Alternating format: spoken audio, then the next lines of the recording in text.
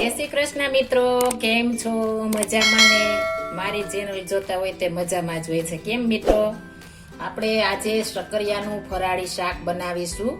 આપણે ફરાળમાં પણ લઈ શકીએ અને આપણે રનિંગમાં પણ ખાઈ શકીએ એ રીતના, અને આપણે ઓછા મસાલામાં એકદમ સરસ અને એકદમ ફ્લેવરફુલ આપણે શક્કરિયાનું શાક બનાવીશું. આપણે બાફવાની કે કોઈ પણ ઝંઝટ વગર ફટાફટ બની જાય એવું શક્કરિયાનું શાક બનાવીશું. આપણે તમે આ સૂકી ભાજીની જગ્યાએ પણ આનું શાક બનાવ્યું હોય તો સૂકી ભાજીની જગ્યાએ આ શાક પણ ખાઈ શકો છો.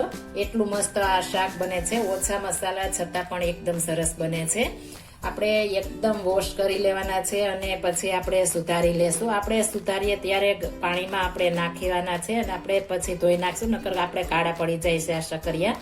એટલે આપણે પેલા હવે છાલ ઉતારીને સુધારી લેશું.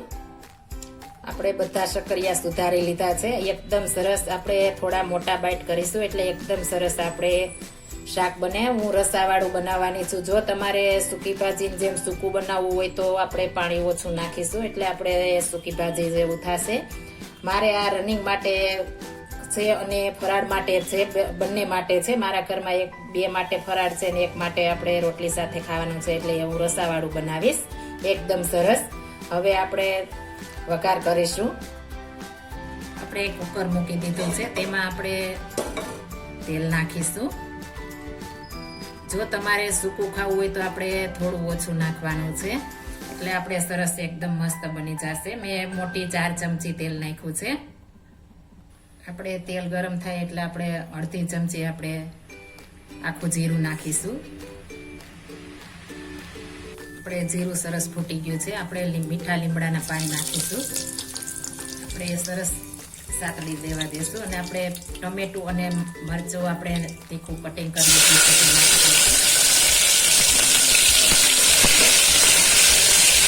આપણે ટમેટું મરચું સરસ નતળાઈ ગયું છે. હવે આપણે જે સુધારેલા શક્કરિયા છે તે ઉમેરી દઈશું.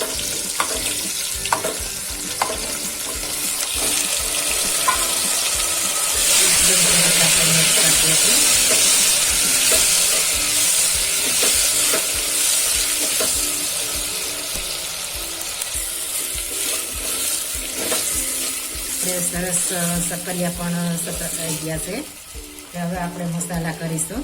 આપણે 1 ચમચી લાલ કાશ્મીરી મરચું પાવડર આપણે નાખીશું. જો તીખું ખાતા હો તો તમે તીખું મરચું પણ લઈ શકો છો. અડધી ચમચી હળદર પાવડર, 1 ચમચી ધાણા જીરું પાવડર, સ્વાદ પ્રમાણે નિમક. આ બધું સરસ આપણે મિક્સ કરી દઈશું. જો તમારે કોરું ખાવું હોય તો આપણે 2 ચમચી પાણી નાખીશું, પણ મારે રસાવાળું કરવાનું છે એટલે હું 1 કપ પાણી નાખું છું.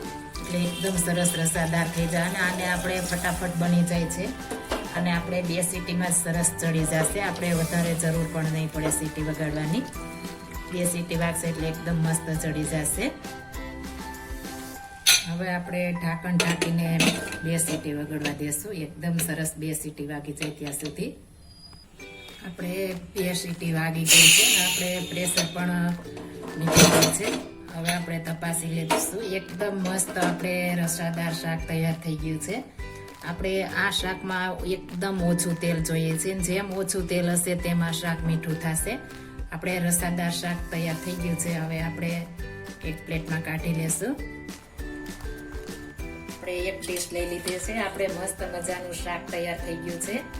આ શાક તમે રોટલી સાથે, રોટલા સાથે, પરોઠા સાથે, બધા સાથે તમે ખાઈ શકો છો. એકદમ સરસ, એકદમ મીઠું પણ એટલું શાક બને છે. એકવાર બનાવશો તો તમારા ઘરમાં નાના મોટા બધાને ભાવશે અને તમારે વારે વખતે બનાવવું પડશે એટલું મસ્ત આ શાક બને છે. આ રસાદાર શાક તમે સૂકી ભાજીની જેમ પણ કરી શકો છો અને મેં રસાદાર બનાવ્યું છે એકદમ સરસ. આ શાક રોટલી સાથે, ફરાળી રોટલી સાથે, પરાઠા સાથે, ફરાળી પૂરી સાથે તમે લઈ શકો છો. આ એકદમ મજા ખાવાની પડી જાય છે, એટલું મસ્ત બને છે અને સરસ એવું આપણું સ્વાદિષ્ટ અને ઓછા મસાલામાં સરસ મજાનું આપણે ફ્લેવરફુલ શાક તૈયાર થઈ ગયું છે. જો આ મારી રેસીપી પસંદ આવી હોય તો મારી ચેનલ લાઈક, શેર અને સબસ્ક્રાઈબ કરી દેજો. ફરી મળીશું નવી રેસીપી લઈને. જય શ્રી કૃષ્ણ.